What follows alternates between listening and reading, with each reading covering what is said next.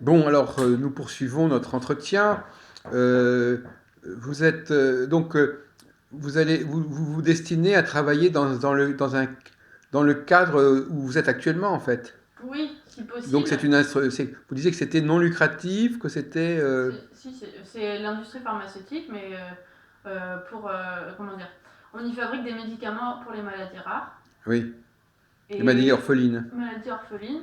Donc, c'est des thérapeutiques qui ne sont pas prises en charge, des thérapies qui ne sont pas prises en charge par l'industrie pharmaceutique car peu rentables. Hmm. Du coup, l'idée, ce serait oui de présenter mon dossier pour devenir cadre de santé dans cette structure ou dans une autre, parce qu'un cadre de santé doit logiquement, après sa formation, être capable de travailler dans n'importe quelle structure Ah oui, hospitalière ou à la GEPS, là où je suis actuellement. ah oui, d'accord. C'est Donc un métier, tous les cadres de santé doivent être interchangeables puisqu'ils sont tous, ce sont des managers en fait. À partir du moment où on sait manager une équipe, qu'elle soit à l'hôpital ou non, on est capable de gérer une équipe. C'est surtout ça le cœur du métier. bon, alors gérer une équipe. Alors gérer une équipe, vous voyez à peu près les problèmes que ça peut Bah poser. oui, la gestion des conflits entre les employés vis-à-vis du cadre, les difficultés aussi qui se posent vis-à-vis de la hiérarchie, parce qu'il faut également s'affirmer, savoir se positionner en tant que leader positif et véhiculer et être un élément moteur de l'équipe pour mener à bien des projets Bon, pour alors qu'on s'y réussisse. est-ce que dans votre carrière, enfin, dans votre vécu personnel, vous avez eu l'impression que vous pouviez, qu'est-ce qui vous a donné le sentiment que vous pouviez faire ce genre de travail? Bah parce que, alors pour deux raisons. La première, c'est lors de mon expérience chez Senexi en apprentissage de 2012 à 2013. J'ai eu l'occasion de manager deux opérateurs. Ah oui, d'accord. Voilà, lors d'une validation de produit sur une machine, donc c'est-à-dire en gros la production d'un nouveau médicament en test, en fait c'est comme une phase de test, sur une presse à comprimer pendant 48 heures sans interruption. Et alors, il y avait des problèmes humains à résoudre? Bah oui, parce qu'il y avait des manques de personnel à ce moment-là, justement. Il y avait très peu d'opérateurs disponibles. Du coup, il a fallu que je trouve, il y avait un opérateur disponible et le lendemain, il n'y avait pas d'opérateur du tout. Donc Et comment fait-on? Oui. il a fallu que je trouve un opérateur qui serait capable d'assurer pendant quelques heures. Et en plus de ça, je me suis rendue disponible pour pouvoir faire le travail à la place de l'opérateur manquant. Donc, dans certains cas, vous devez remplacer, Suppléer, suppléer. ouais. Mais alors, donc, c'est un travail de casting. Et comment vous faites vous avez des listes de personnes que vous pouvez contacter éventuellement pour dépanner? Bah, pas vraiment. Là, pour Senexi, il n'y avait pas de liste, hein, et pour l'hôpital non plus. Comment vous faites alors pour Bah, trouver les parfois, gens? il faut essayer de voir avec ceux qui sont présents ou Voilà. ceux qui comptent poser des congés s'ils ne pourraient pas décaler leurs Ah congés oui. ou s'arranger pour partir plus tard. C'est ça en fait, c'est surtout gérer l'humain et voir si C'est comme il y dans a une des équipe de. compromis possibles. C'est un peu comme dans une équipe de foot. C'est ça. Éventuellement, il faut demander à quelqu'un peut-être de faire un autre boulot que celui qui faisait Mm, d'habitude. mm. Euh, Le temps oui, de combler oui, l'absence. c'est ça. Oui, Donc il faut connaître il faut faire des fiches sur chaque c'est personne ça. pour comprendre à quoi on peut l'utiliser Ouais, dans il faut certains. réussir à cerner les personnalités et à cerner les compétences. C'est ça qui est difficile dans le métier de cadre, c'est qu'il faut réussir à anticiper sur les absences, à anticiper sur les conflits et toute cette phase d'anticipation, c'est là la grosse difficulté Une du équipe, métier. c'est combien de personnes en gros? Je pense à peu près une dizaine, Oui. au moins une dizaine de personnes, Alors ça se voire plus. décompose comment cette dizaine de personnes ou cette Bah là, par exemple, dans une pharmacie, si j'étais amenée à être cadre de santé au sein d'une pharmacie à usage intérieur, j'encadrerais des agents, donc des personnels pour comment dire, des gens qui s'occupent de gérer les marchandises, les livraisons, des préparateurs en pharmacie qui seraient amenés à s'occuper des stocks de médicaments et à préparer les médicaments pour les patients. Donc voilà, ce serait une équipe assez composée oui, de préparateurs et d'agents principalement. Donc il y a le problème des défections, c'est ça? Mm. Et il y a aussi le problème des produits Oui, qui il faut peuvent être aussi gérer les livraisons, gérer les ruptures, anticiper sur les les ruptures, les périmés, tout ça. périmés. Voilà. Il y a ces deux choses-là en ce qui concerne la pharmacie, dans tous les cas. Et est-ce qu'il faut gérer aussi les relations avec les patients? Non, C'est du back-office, il n'y a pas de rapport avec le patient Quand dans on votre... est cadre de santé en pharmacie, non. Quand on est cadre de santé dans un service de soins, oui. Et vous, Puisqu'on a affaire vous aux êtes pas familles. forcément... Bah, vous- tout dépend de l'affectation à laquelle mais de mon vous affectation. pourriez être plus global, plus ouvert. Oui. Je pourrais être par exemple dans un service de neurologie, de chimiothérapie, de cancérologie, Et donc ça demanderait dans chaque cas de l'adaptation. un travail de préparation, un travail Ouais, d'acquisition de ouais, connaissances ouais. sur le tas. Sur le tas. Exactement. Et combien de temps durent ces missions généralement? Combien de temps dure ces missions? À peu près, vu que c'est des CDI, c'est à durée indéterminée, puisque en fait, comme je suis fonctionnaire titulaire, Oui. je peux. Mais généralement, est-ce qu'il y a un, il y a une, on reste bon. combien de temps dans un poste, une mission particulière? Si ça se passe bien, je pense à peu près 1 an, le temps s'il y a un projet à mener. Et au bout d'un an, Et au bout d'un an, on peut changer, ou on peut. Tout dépend du donc service. c'est par rapport à un projet. Oui. Ou pas. Ah. Ou bien ça peut être juste de l'organisation du service, ça peut juste être de la gestion du personnel. Alors qu'est-ce que c'est par exemple qu'un projet, mission sur un projet? Par exemple, ça va être en pharmacie, par exemple, ça va être l'achat d'un nouvel, comment dire, comment on appelle ça? Un scanner? Non, un ordinateur, oui. Une grosse pharmacie automatique en fait. Vous savez, on tape sur un bouton et puis il y a le médicament qui descend. Ah bon, d'accord. Par exemple, ça va être ça, donc il va falloir organiser En fait, c'est l'automatisation des pharmacies. Ça permet de libérer du temps pour le personnel pour qu'il fasse d'autres choses, puisque c'est Donc l'arrivée d'un appareil plus technique, ça modifie les responsabilités des uns et des autres et les postes, parce qu'il y a des postes qui ne... Il y a des postes qui sont réglés par la machine. Exactement. Et puis en plus, il y a toute la formation du personnel à organiser. Il y a justement le redéploiement des compétences sur d'autres postes, selon les envies de chacun aussi, puisque les gens font vœu d'évoluer aussi. Et est-ce qu'il peut y avoir aussi des gens qu'il faut licencier, par exemple? On ne licencie pas dans la PHP. Oui, qu'il faut muter, ou je sais pas. Oui, éventuellement, oui. De toute manière, il y aura des réductions de postes et il faudra... les recaser? Les recaser, ouais. Et à ce moment-là, il y a des relations entre les chefs de service? Oui. C'est entre les chefs de pôle, même. Oui. Parce qu'on appelle ça suite à la nouvelle gouvernance de la loi Hôpital Santé Patient Territoire de juillet 2009, du 21 juillet 2009, on a eu une nouvelle organisation en fait, de la PHP. Donc maintenant, la PHP est organisée non plus en hôpitaux. Il faut savoir que la PHP comporte 37 hôpitaux, mais maintenant en groupes hospitaliers.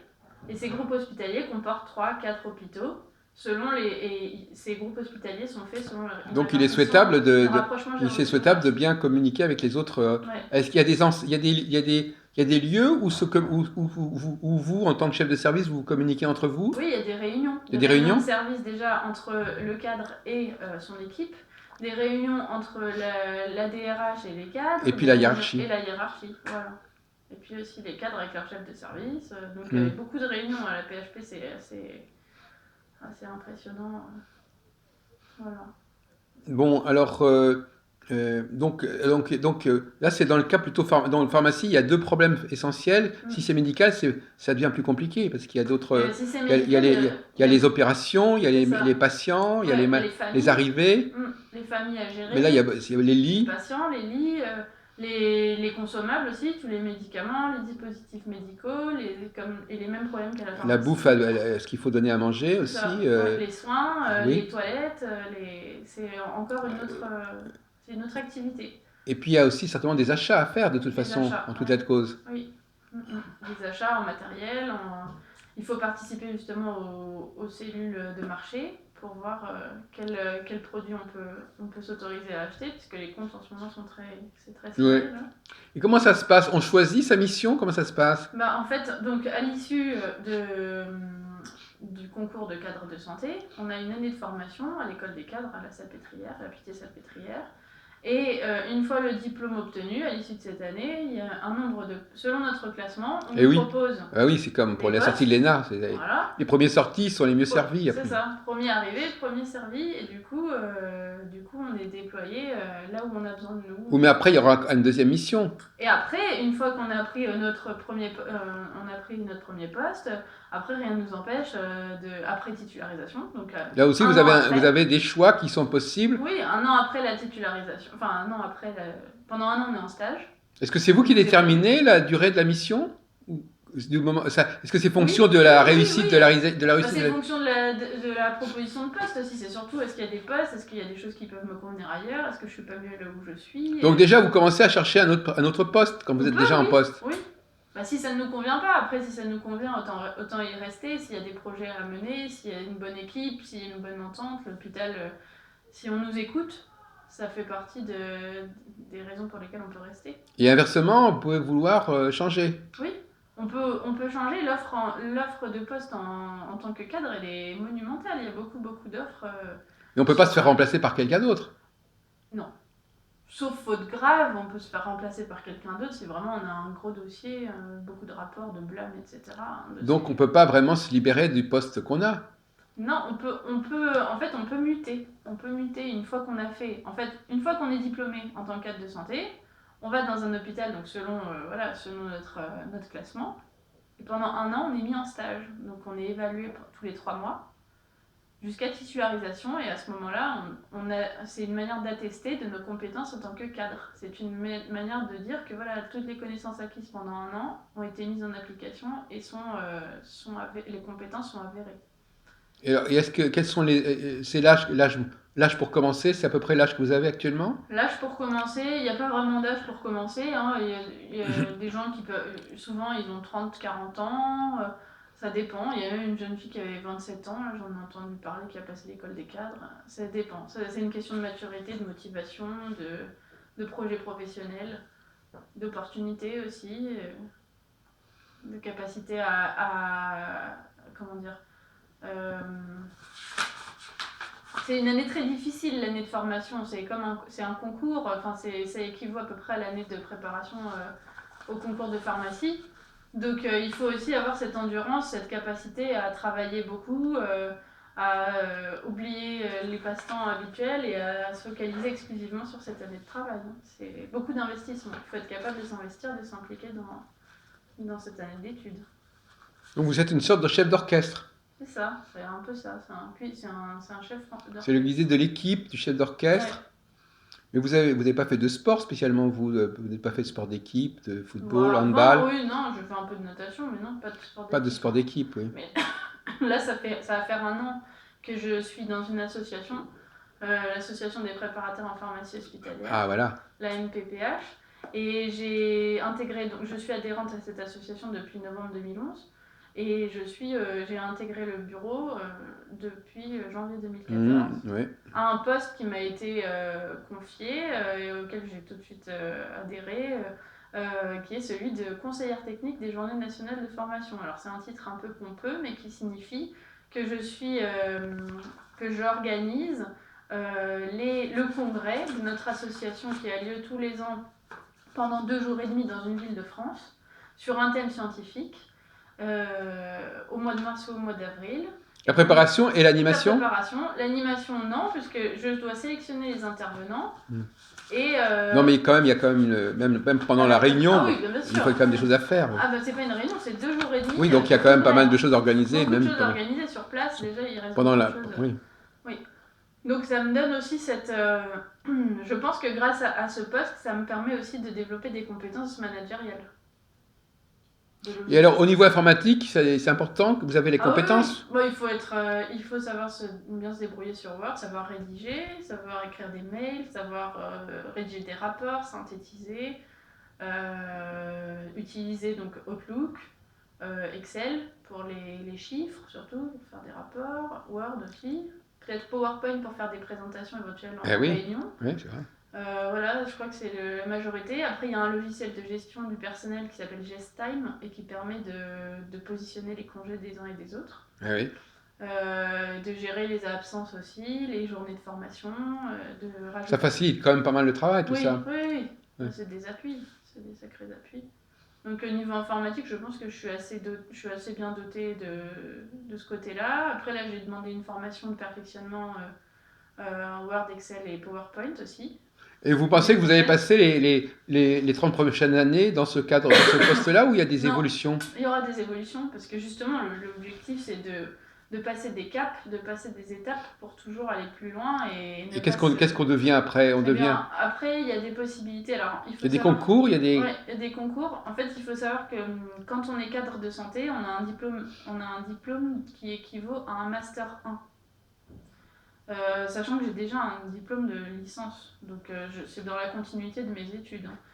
Et à la suite de l'obtention de ce diplôme, donc il faut passer le Master 2, donc l'année qui suit, éventuellement ce que je voudrais c'est passer le Master 2, me spécialiser Ouais. vraiment dans l'organisation des structures hospitalières, et ensuite pratiquer quelques années en tant que cadre, et passer un diplôme pour être un peu plus tard cadre supérieur de santé, parce que c'est l'évolution logique. Cadre supérieur de santé. Ouais.